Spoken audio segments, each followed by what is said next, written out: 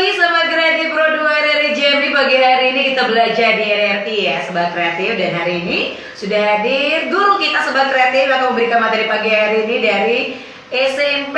Nah, selamat pagi Sobat Kreatif buat para pelajar, terutama SMP nih buat kalian ya.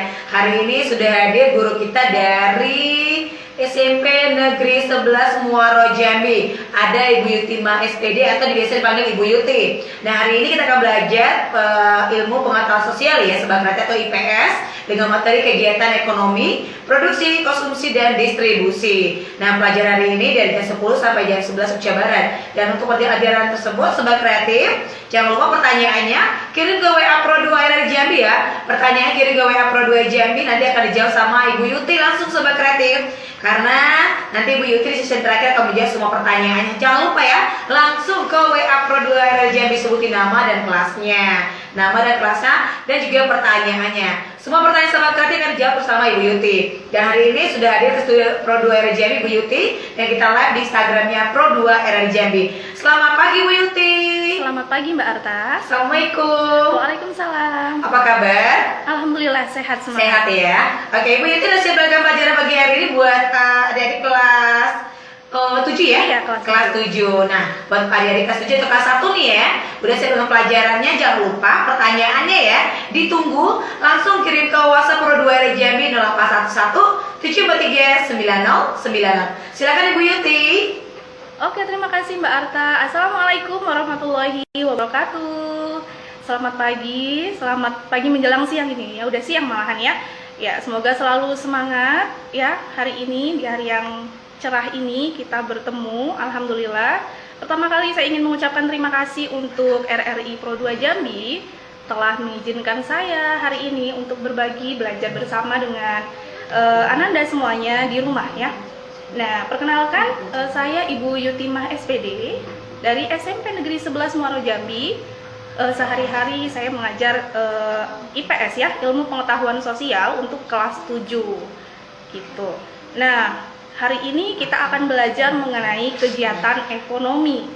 Buat Ananda yang belajar di rumah, mungkin sudah pernah mendengar tentang kegiatan ekonomi tapi belum paham secara detail. Mari kita bersama-sama belajar mengenai kegiatan ekonomi. Nah, Ananda semuanya, kita itu adalah manusia, itu adalah makhluk sosial. Ya, tentunya kalau di IPS kita sudah pernah mendengar ya, apa itu makhluk sosial? Makhluk sosial itu adalah makhluk yang selalu ingin berinteraksi dengan orang lain. Makhluk yang tidak bisa hidup sendiri ya, pasti membutuhkan teman, pasti membutuhkan relasi, ingin selalu berinteraksi dengan orang lain. Ya, jadi manusia itu bisa dikatakan dengan istilahnya adalah homo socius atau makhluk sosial. Nah, ternyata selain sebagai makhluk sosial atau homo socius, kita manusia itu juga termasuk homo economicus. Apa itu homo economicus? Ya, homo economicus itu adalah makhluk ekonomi gitu. Apa itu makhluk ekonomi? Yaitu yang selalu ingin memenuhi kebutuhan hidupnya sehari-hari. Manusia atau makhluk yang tidak bisa merasa puas ya, tidak bisa merasa puas, ingin selalu memenuhi kebutuhan hidup sehari-hari. Ananda semuanya mungkin pernah nih ya belajar mengenai masa prasejarah atau masa manusia purba. Ya, jadi sejak zaman dahulu kala saja manusia itu sudah membutuhkan ya, selalu membutuhkan kebutuhan dan berusaha untuk memenuhi kebutuhannya. Pada zaman dahulu mereka sudah berburu dan meramu untuk memenuhi kebutuhan makan ya, untuk kemudian mereka tinggal di dalam gua dan sebagainya ya. Nah, sampai pada saat ini tentunya kita harus selalu memenuhi kebutuhan sehari-hari. Contohnya aja ketika kita bangun tidur ya Ananda semuanya, kita akan melihat adanya kegiatan ekonomi. Kita akan melihat ibu kita ya memasak di dapur, mereka melakukan kegiatan produksi, yaitu menciptakan makanan yang bisa kita santap ya untuk sarapan pagi dan sebagainya. Jadi banyak sekali kegiatan ekonomi yang bisa kita laksanakan sehari-hari. Nah, untuk Ananda semuanya biar kita lebih tahu, lebih paham lagi nih, kita boleh nyanyi dikit ya. Karena ibu biasanya kalau ngajar itu biar kita lebih enjoy, bisa lebih paham, itu dikasih nyanyian ya. Jadi di IPS itu kita berusaha untuk enjoy dan menyenangkan belajarnya biar tidak kaku gitu ya. Ibu punya nyanyian ini ya tentang kegiatan ekonomi. Nah, ini nadanya pakai nada potong bebek angsa. Ya, kita nyanyi sama-sama. Lagunya begini. Ada 3 kegiatan ekonomi. 1 produksi menghasilkan barang. 2 distribusi menyalurkan barang. 3 konsumsi menggunakan barang. Produksi, produsen, distribusi, distributor, konsumsi, konsumen, itu pelakunya. Nah, gitu ya anak-anak semuanya. Lagu ini juga ada loh di YouTube bisa kita cari sambil belajar biar mudah mengingat materi tentang kegiatan ekonomi. Nah, itu bisa dinyanyikan gitu. Jadi kegiatan ekonomi itu adalah kegiatan manusia untuk memenuhi kebutuhannya, untuk mencapai kesejahteraannya, serta untuk mempertahankan hidup. Jadi sebagai homo economicus, manusia itu mempunyai kebutuhan dan keinginan, di mana kebutuhan merupakan hal yang selalu diperlukan oleh manusia untuk hidup. Nah, sesuai nyanyian yang sudah kita nyanyikan tadi, ada 3 kegiatan ekonomi. Yang pertama adalah kegiatan produksi. Betul sekali anak-anak semuanya ya. Nah, apa itu kegiatan produksi? Seperti yang sudah Ibu contohkan tadi, kegiatan produksi itu adalah kegiatan menghasilkan barang. Kegiatan menghasilkan barang. Seperti yang sudah selalu kita lihat di pagi hari ya, ibu kita menghasilkan barang yaitu dengan cara memproduksi sarapan. Nah, kemudian di sekitar kita juga mungkin apabila ada pabrik nih, pabrik sawit, pabrik karet, kemudian juga mungkin ada pabrik tempe dan sebagainya, itu merupakan contoh dari kegiatan produksi. Tetapi Ananda semuanya, produksi itu secara pengertian itu bukan hanya sekedar menciptakan barang atau memproduksi barang saja, tetapi produksi itu juga bisa menghasilkan barang atau jasa dengan kegiatan menambah nilai guna barang dan jasa. Jadi barang yang diciptakan itu apabila menambah nilai gunanya, maka itu bisa dikatakan produksi. Nilai guna itu ada 4 nilai guna. Yang pertama adalah nilai guna bentuk. Ya, nilai guna bentuk atau form utility. Apa itu nilai guna bentuk? Yaitu apabila barang itu diproduksi dan mengubah bentuknya, baru bisa bermanfaat bagi orang lain. Contohnya nih, apabila kedelai apabila belum dibentuk, belum diproduksi menjadi tempe, maka dia kurang bernilai. Tetapi ketika sudah diproduksi menjadi produk makanan, yaitu tempe atau tahu, maka itu akan lebih bernilai. Contoh lainnya ini seperti yang sedang booming sekarang nih, emak-emak lagi nyari nih ya. Mungkin Ananda semuanya lihat nih, ibu-ibu kalian nih lagi nyari minyak goreng ya. Minyak goreng itu berasal dari apa? Ya, dari sawit ya. Nah, kalau kita lihat biji sawit itu kalau sebelum diolah, apakah sudah memiliki nilai guna?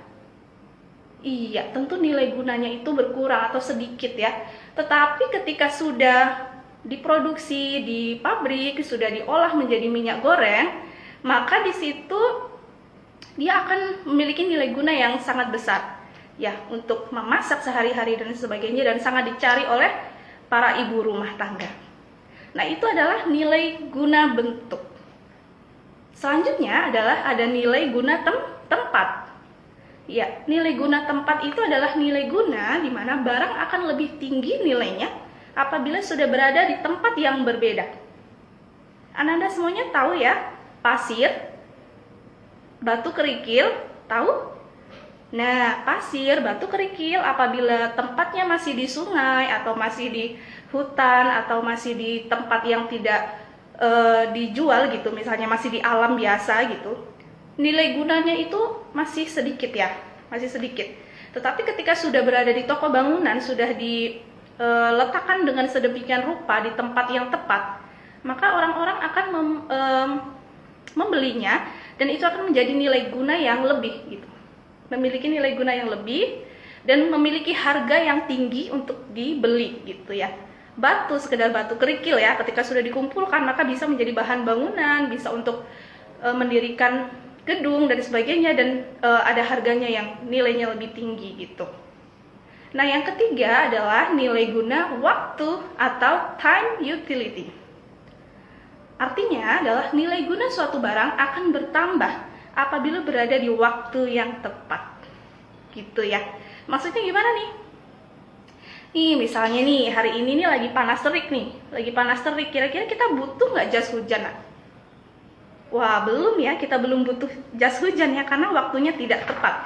Tetapi apabila hari ini kita hujan deras, nah kayak hujan ya, kita mau pergi ke sekolah, terus hujan gitu, maka jas hujan itu akan sangat bernilai, akan sangat berguna, karena waktunya itu sangat tepat untuk kita pakai. Jadi suatu barang itu akan berguna dengan nilai guna waktu atau time utility. Dan yang terakhir dari kegiatan produksi adalah nilai guna kepemilikan atau ownership utility. Jadi nilai guna barang akan bertambah apabila barang tersebut telah berpindah kepemilikannya.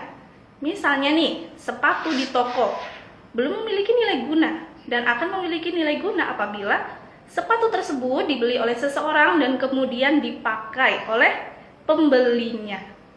Jadi seperti itu ya Ananda semuanya, kegiatan produksi itu tidak hanya sekedar menciptakan barang, membuat barang, is okay kita buat gitu. Tetapi juga ada satu nilai plusnya, yaitu ketika barang itu sudah memiliki nilai guna manfaat bagi orang lain gitu. Itulah yang dinamakan sebagai produksi. Nah, kemudian orang atau lembaga yang menghasilkan barang atau menambah kegunaan barang itu disebut apa ya anak-anak ya? Tadi kita sudah menyanyikan nih. Produksi, produsen, distribusi, distributor, konsumsi, konsumen, itu pelakunya. Nah, jadi kalau produksi, pelakunya disebut produsen. Ya, betul sekali. Nah, diingat-ingat ya anak-anak semuanya ya. Oke, selanjutnya produsen itu apa? Yaitu produsen adalah pelaku yang menghasilkan barang dengan tujuan yaitu memenuhi kebutuhan konsumen, memperoleh keuntungan dan menjaga kontinuitas barang dan jasa tersebut. Oke, sepertinya cukup untuk produksi. Nanti kita lanjut lagi, kita break sebentar, kita dengarkan yang berikut ini.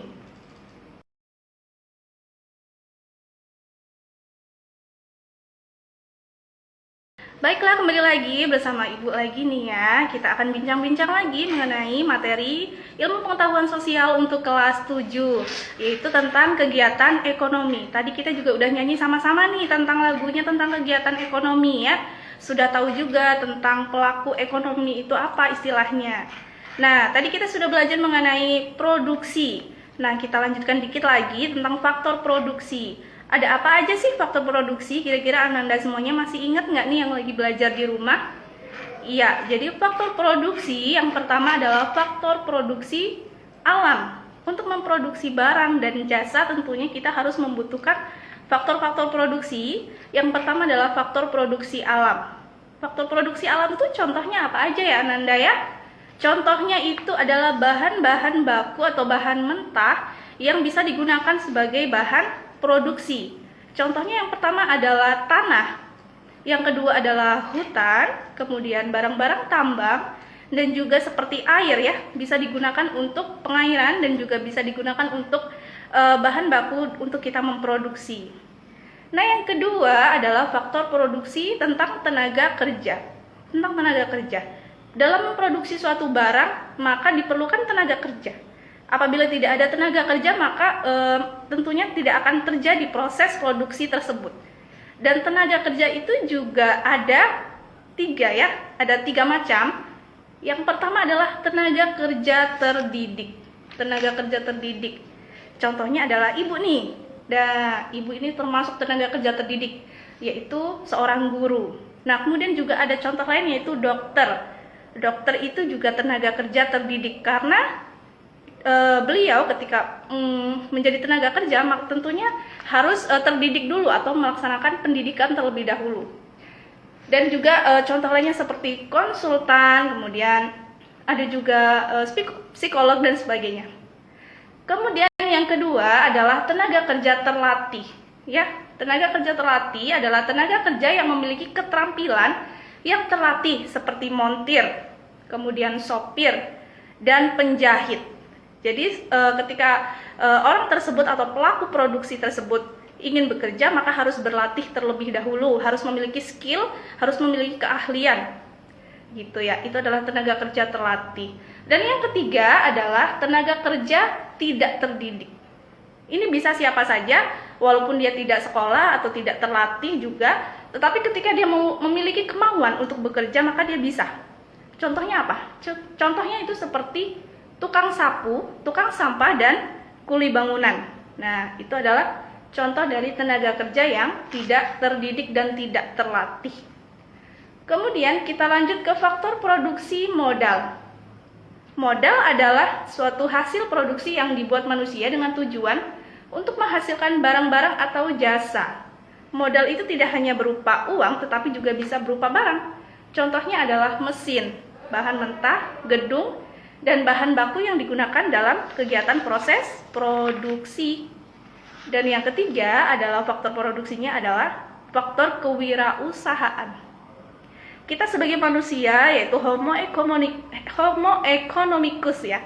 Tadi Ananda sudah tahu ya apa itu Homo economicus, yaitu makhluk ekonomi, makhluk yang selalu ingin memenuhi kebutuhan hidupnya sehari-hari.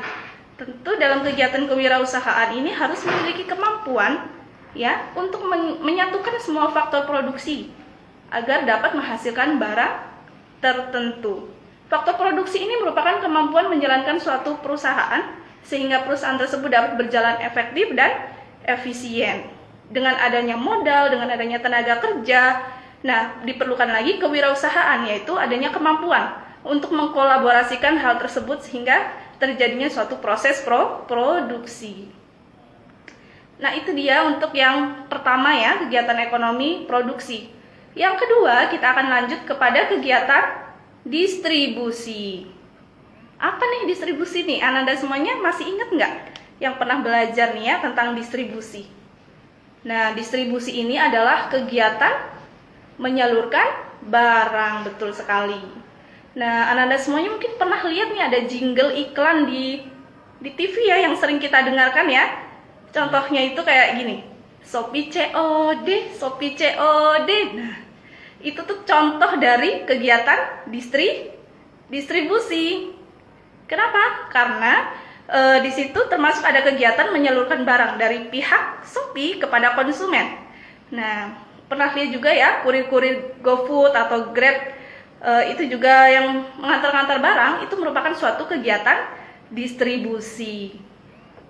Nah, apa sih tujuan dari distribusi ini Ananda semuanya? Tujuannya yang pertama adalah menyalurkan barang dari produsen kepada konsumen. Yang kedua adalah agar hasil produksi lebih berguna bagi masyarakat. Dan yang ketiga adalah agar kebutuhan masyarakat akan barang dan jasa itu terpenuhi. Dan yang keempat adalah agar kontinuitas produksi menjadi terjamin. Itu adalah kegiatan distribusi. Setelah adanya produksi atau ada perusahaan-perusahaan yang membuat barang ataupun jasa, ya kemudian ada namanya kegiatan yang dilakukan oleh kegiatan distribusi. Nah, Ananda, kegiatan distribusi ini pelakunya itu disebut apa ya? Tadi kita sudah nyanyi nih. Produksi, produsen, distribusi, distributor, konsumsi, konsumen, itu pelakunya. Nah, pelakunya dari distribusi disebut distributor, betul. Oke. Nah, distribusi itu juga ada 3 macam ya kegiatan distribusi. Yang pertama adalah distribusi langsung. Distribusi langsung itu bagaimana, Ibu? Nah, distribusi langsung itu adalah kegiatan menyalurkan barang secara langsung. Secara langsung itu maksudnya tidak ada perantara. Nah, Ananda semuanya pernah beli sate? Pernah beli mie ayam ya? Pernah. Pernah ya. Sering jajan ya. Nah, ketika kita jajan sate atau mie ayam, bagaimana proses distribusinya? Apakah langsung atau harus pakai kurir? Nah, bisa jadi langsung, bisa juga pakai kurir. Tapi ketika kita makan di tempat, tentu saja itu adalah contoh dari distribusi langsung, di mana pedagang sate langsung menyajikan langsung pada kita.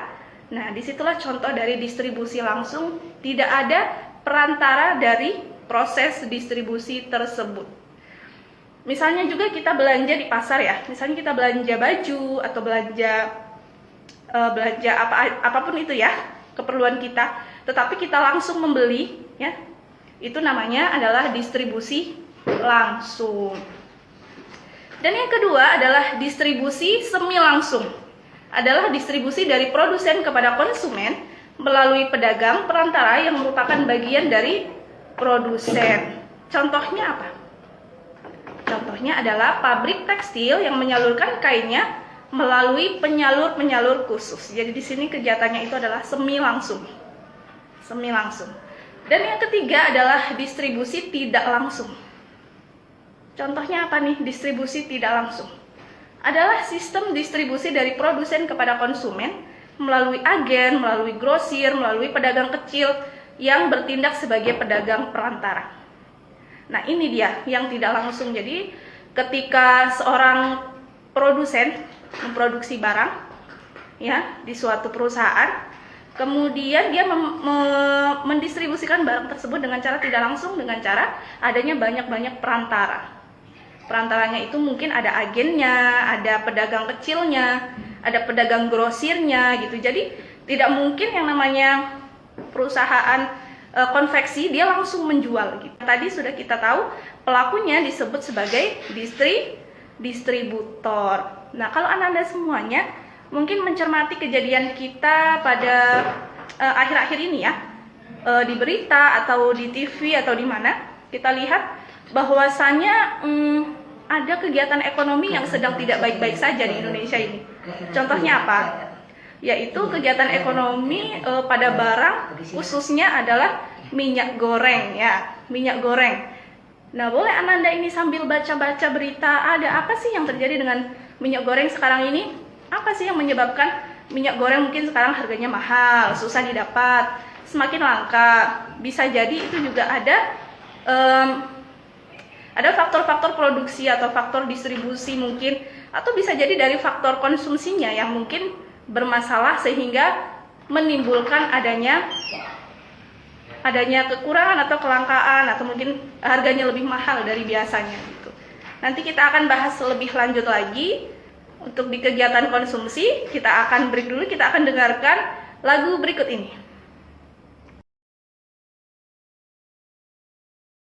Ya, bagaimana cara menjadi pelaku ekonomi yang baik?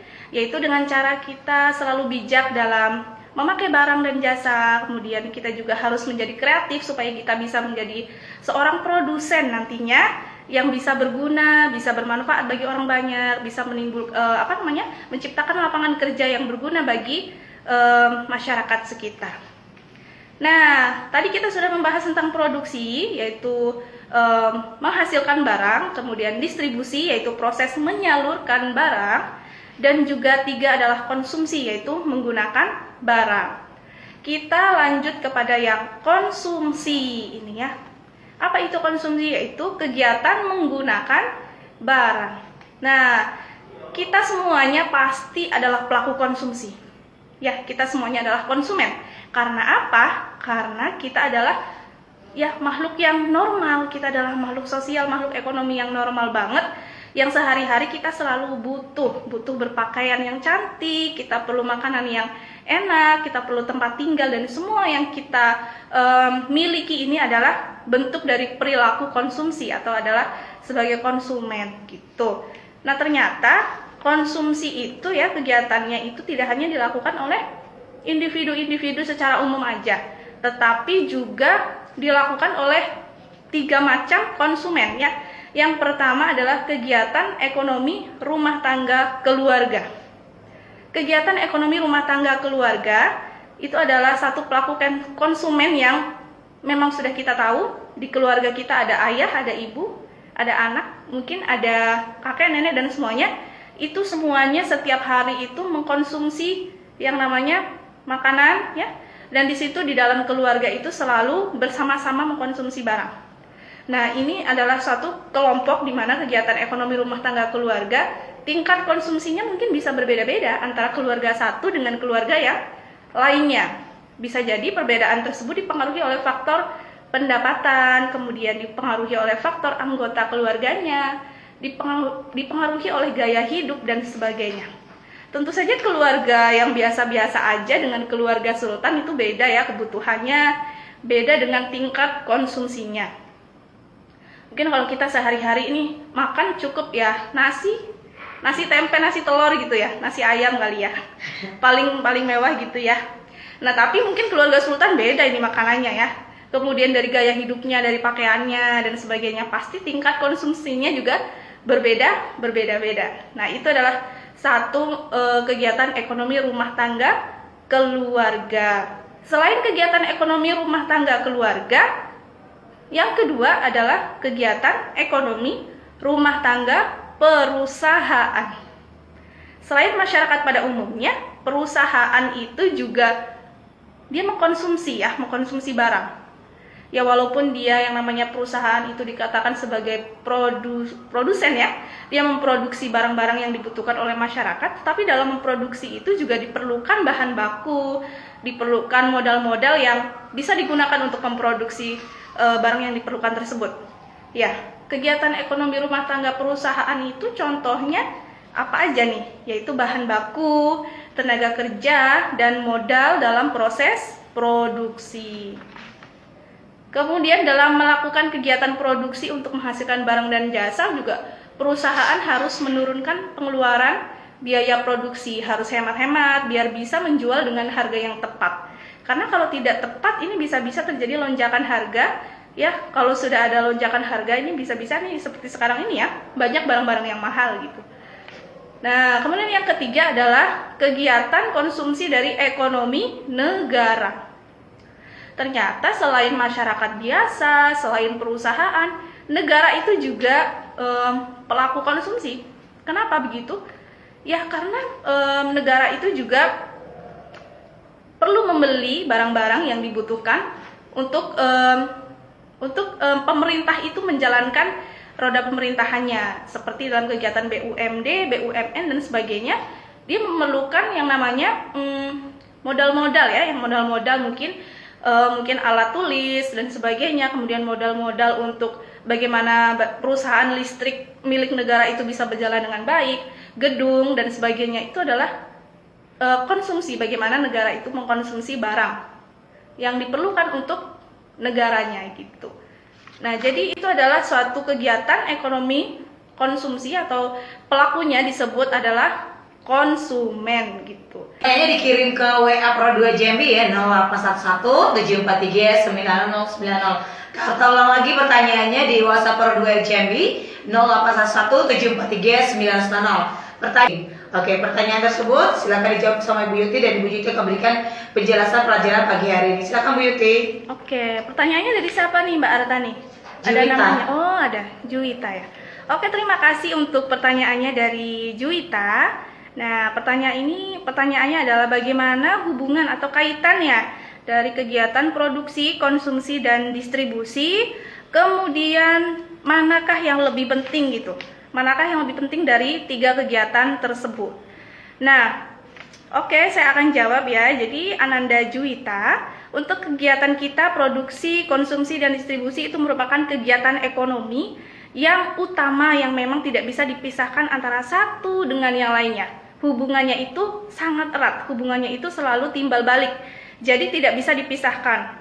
Dalam suatu kehidupan di masyarakat, apabila ada suatu kegiatan produksi, tentu akan harus ada kegiatan distribusi supaya bisa menyalurkan barang tersebut.